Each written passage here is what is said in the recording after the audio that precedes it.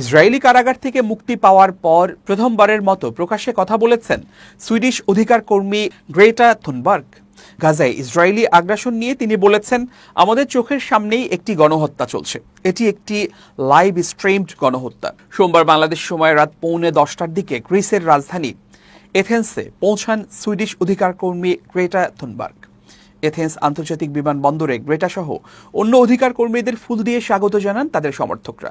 সে সময় অনেকের হাতেই ছিল ফিলিস্তিনের পতাকা। সেখানে বক্তৃতা দিতে গিয়ে থুনবার্গ জানান, তার ব্যক্তিগত অভিজ্ঞতা নয়, বরং আসল গল্প হলো অন্য কিছু। তিনি বলেন, আমাদের আটক অবস্থায় কিভাবে নির্যাতন করা হয়েছে তা নিয়ে আমি অনেক কিছু বলতে পারি, বিশ্বাস করুন, কিন্তু সেটাই আসল গল্প নয়। আমি পরিষ্কারভাবে বলতে চাই, আমাদের চোখের সামনেই একটি গণহত্যা চলছে। এটি একটি লাইভ স্ট্রিমড গণহত্যা। আজ কেউ এই অজুহাত দিতে পারবে না যে তারা জানতো না কি ঘটছে। ভবিষ্যতেও কেউ বলতে পারবে না আমরা জানতাম না।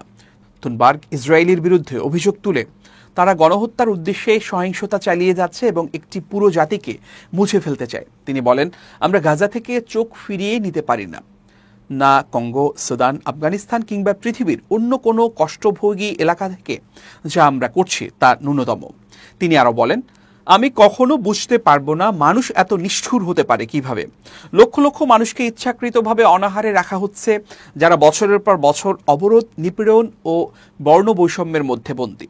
ইনস্টাগ্রামে পোস্ট করা এক ভিডিওতে থুনবার্গ বলেন, গ্লোবাল সুমুদ ফ্লোটিলা হচ্ছে ফিলিস্তিনিদের সঙ্গে আন্তর্জাতিক সহিংসতার প্রতীক। তিনি বলেন, গাজায় মানবিক সহায়তা প্রবেশে বাধা দিয়ে ইসরায়েল আন্তর্জাতিক আইন লঙ্ঘন করেছে। তিনি আরও বলেন, ইসরায়েল আমাদের যেভাবে আটক করেছে তা আসলে আমাদের সরকারগুলোর কর্মকাণ্ডের সরাসরি ফল।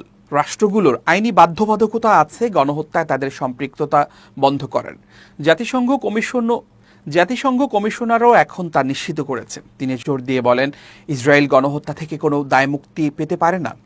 গ্লোবাল সুমুদ ফ্লোটিলা নামের 40টিরও বেশি নৌযানের একটি বহর নিয়ে গাজায় যাওয়ার সময় আন্তর্জাতিক জলসীমা থেকে গত বুধ, বৃহস্পতি ও শুক্রবার 479 জনকে আটক করে ইসরায়েল। আটক এসব অধিকার কর্মীর মধ্যে গতকাল সোমবার গ্রেটা থুনবার্গ সহ আরও 171 জনকে ইসরায়েল ফেরত পাঠিয়েছে। এর আগের 3 দিনে বিভিন্ন দেশের 170 জন অধিকার কর্মীকে ফেরত পাঠানো হয়েছিল। ইসরায়েলের বন্দী দশায় কিভাবে নির্যাতিত হয়েছেন সেই কথা জানিয়েছেন তারা।